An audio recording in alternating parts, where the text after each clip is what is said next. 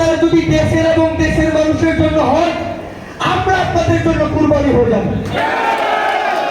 School, college, বিশ্ববিদ্যালয় লেভেলের স্টুডেন্টরা এভাবে জীবন দিয়ে গেল। ফ্যাসিস্ট বিরোধী সকল শক্তি ঐক্যবদ্ধভাবে রক্ত দিয়ে গেল।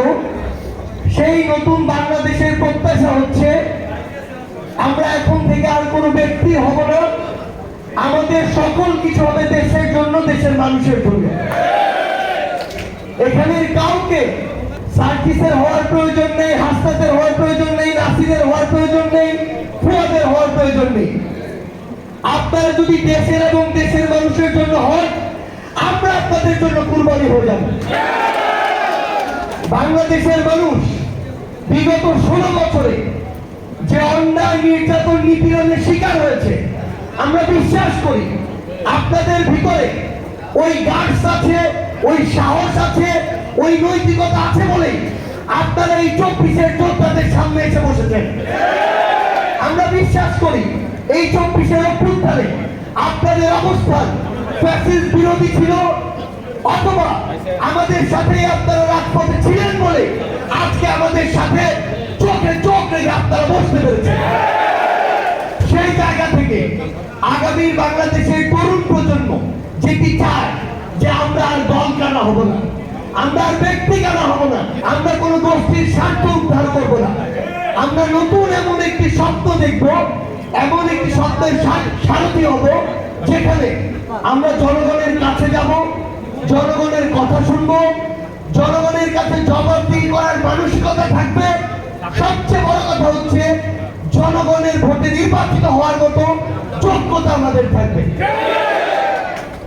ফুয়াদ ভাই এখানে কথা বলে গিয়েছেন, তার কথাগুলোর সাথে আমি আমার জায়গা থেকে সম্পূর্ণ একমত।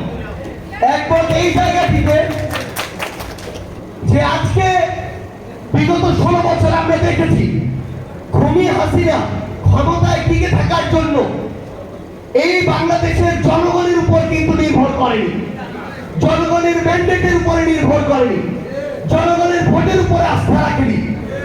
খুনি হাসিনা এই বাংলাদেশের ক্ষমতায় সর্বশেষ সময়টিতে টিকেছিল আমলাতন্ত্রকে ব্যবহার করে, প্রশাসনকে ব্যবহার করে, এবং জনগণের সাথে রাজনীতির যে একটি সম্পর্কে দূরত্ব তৈরি হয়েছিল, জনগণের সাথে সরকারের যে একটি দূরত্ব তৈরি হয়েছিল, সেটি বাংলাদেশের জনগণ এই অভ্যুত্থানে প্রমাণ করে দিয়ে খুনি হাসিনাকে দেশ ছাড়া করেছে।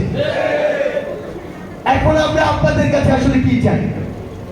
চাওয়া যেমন আপনাদের রয়েছে বাংলাদেশের মানুষের পক্ষ থেকে, অভ্যুত্থানের স্পিরিটের জায়গা থেকে আমাদেরও কিছু গুরুত্বপূর্ণ চাওয়া রয়েছে। আমরা আমাদের জায়গা থেকে অবশ্যই চাই যারা নিজের যোগ্যতায় ফ্যাসিস্টদের বিরুদ্ধে লড়াই করে, সংগ্রাম করে জনগণের ম্যান্ডেট নিয়ে কাউন্সিলর নির্বাচিত হয়েছে, তারা জনগণের প্রতিনিধি হিসেবেই থাকুক।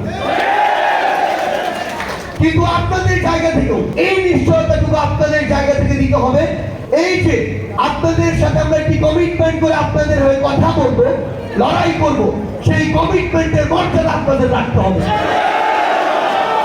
আমরা আপনাদেরকে স্পষ্ট করে একটি কথা বলি, আমরা যদি আমাদের জায়গা থেকে দেখি বা শুনি যে আপনাদের ভিতরে, আপনাদের ওই লিস্টে এমন কেউ আছে যে ওই ফ্যাসিস্টদের সময় প্রত্যক্ষ বা পরোক্ষভাবে তাদেরকে সহায়তা করেছে, এই অভ্যুত্থানে যারা আন্দোলন করেছে তাদের বিপক্ষে ছিল, যারা বিগত 16 বছরে আমার অনেক ভাই যারা বিভিন্নভাবে শোষণের শিকার হয়েছে, তাদেরকে প্রত্যক্ষ এবং পরোক্ষভাবে তাদের বিরুদ্ধে জুলুম করেছে, আমরা যদি এমন কাউকে আপনাদের ওই লিস্টে দেখি, তাহলে মনে রাখবেন আপনারা আপনাদের জায়গা থেকে আমাদের সাথে ওই কমিটমেন্টের বিরুদ্ধে চলে যাবেন।